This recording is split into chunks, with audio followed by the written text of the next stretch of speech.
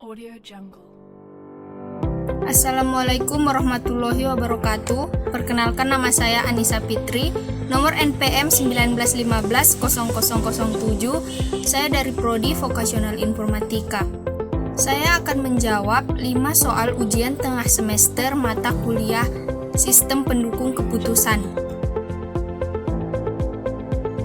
Sistem Pendukung Keputusan atau SPK merupakan salah satu bagian dari sistem informasi berbasis komputer, termasuk sistem berbasis pengetahuan, manajemen pengetahuan yang dipakai untuk mendukung pengambilan keputusan dalam suatu organisasi atau perusahaan. Konsep sistem pendukung keputusan pertama kali diungkapkan pada awal tahun 1970-an oleh Michael S. Scott Morton dengan istilah manajemen decision system, yaitu suatu sistem yang berbasis komputer yang ditunjukkan untuk membantu pengambilan keputusan dengan memanfaatkan data dan model tertentu untuk memecahkan berbagai persoalan yang tidak terstruktur. Contohnya ialah ketika kita melamar pekerjaan di suatu perusahaan, kita membantu perusahaan tersebut untuk memilih pelamar mana yang lebih kompeten terhadap lowongan ini.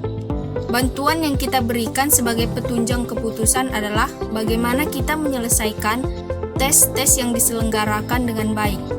Pada saat interview, kita menjelaskan nilai plus yang kita punya, seperti kemampuan yang kita kuasai dan bahasa yang kita bisa.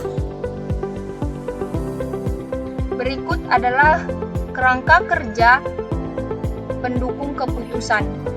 Proses pengambilan keputusan terdiri dari 3 fase proses. Yang pertama, intelijensi. Intelijensi adalah pencarian kondisi-kondisi yang dapat menghasilkan keputusan. 2. Desain. Desain merupakan menemukan, mengembangkan, dan menganalisis materi-materi yang mungkin untuk dikerjakan. 3. Choice. Choice merupakan pemilihan dari materi-materi yang tersedia mana yang akan dikerjakan. Proses-proses yang terjadi pada kerangka kerja DS dibedakan atas 3. Yang pertama ialah terstruktur. Terstruktur mengacu pada permasalahan rutin dan berulang untuk solusi standar yang ada. 2. Tak terstruktur adalah fusi permasalahan kompleks di mana tak ada solusi serta-merta. Masalah yang tak terstruktur adalah tak adanya 3 fase proses yang terstruktur. 3. Semi terstruktur. Terdapat beberapa keputusan terstruktur, tetapi tak semuanya dari fase-fase yang ada.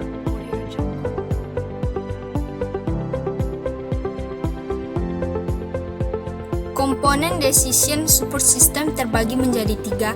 Yang pertama ialah data manajemen.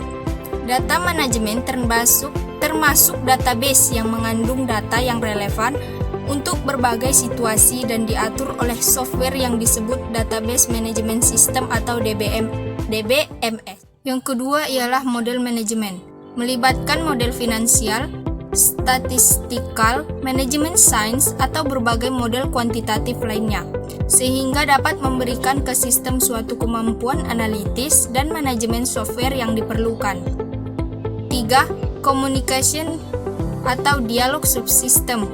User dapat berkomunikasi dan memberikan perintah pada DSS melalui subsistem ini. Ini berarti menyediakan antarmuka. 4. Knowledge management. Subsistem opsional ini dapat mendukung subsistem lain atau bertindak sebagai komponen yang berdiri sendiri. Pengaruh komponen tersebut dalam membentuk suatu sistem pendukung keputusan. Sistem pendukung keputusan digunakan oleh para manajer sebagai alat bantu untuk membuat keputusan, bukan sebagai pengganti manajer, sehingga keputusan apapun tetap berada di tangan manajer. Sebagaimana penjelasan dari Jogianto, definisi DSS atau sistem penunjang keputusan adalah suatu sistem informasi untuk membantu manajer level menengah untuk proses pengambilan keputusan setengah terstruktur, supaya lebih efektif dengan menggunakan model-model analitis dan data yang tersedia.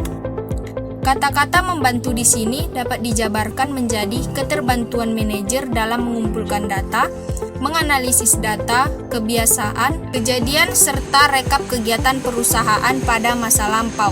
Dengan terkumpulnya data ini, tentunya manajer akan lebih dimudahkan dalam mengambil suatu keputusan, baik yang semi terstruktur maupun yang tidak terstruktur.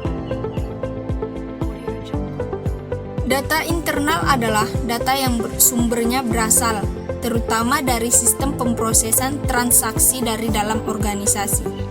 Contohnya seperti jadwal pemeliharaan mesin, alokasi anggaran, dan upah atau gaji bulanan. 2. Data eksternal. Data yang sumbernya dari luar sistem organisasi.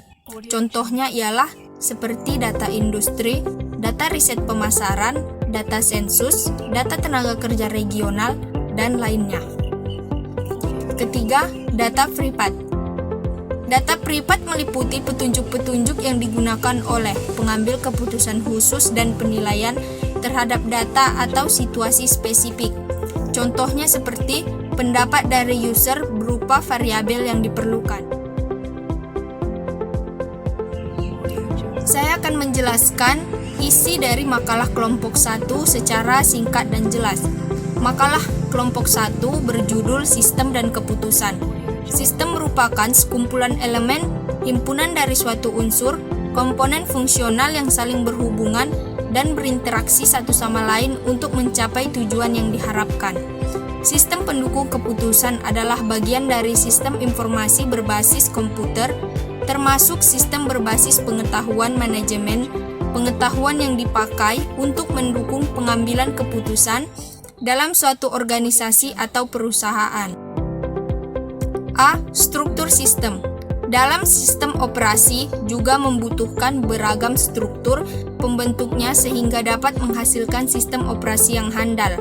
Berikut adalah struktur sistem informasi. Yang pertama ialah sistem monolitik atau struktur sederhana. Kedua, layered system atau sistem berlayer. Ketiga, kernel mikro. 4. Modules atau modular. 5. Virtual machine. 6. Client server model. 7. Sistem berorientasi objek. B. Pengertian keputusan. Menurut Profesor Dr. Prajudi Atmosudirjo Sarjana. B. Pengertian keputusan.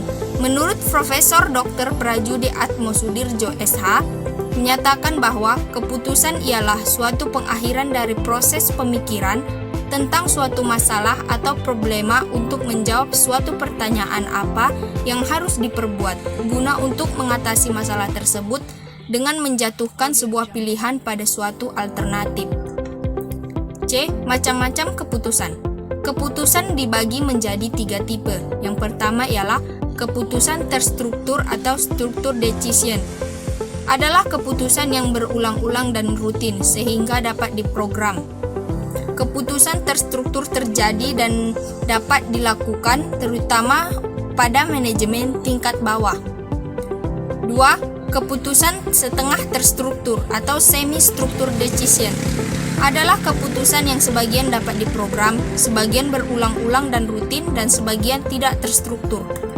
3. Keputusan tidak terstruktur atau unstructured decision adalah keputusan yang tidak terjadi berulang-ulang dan tidak selalu terjadi.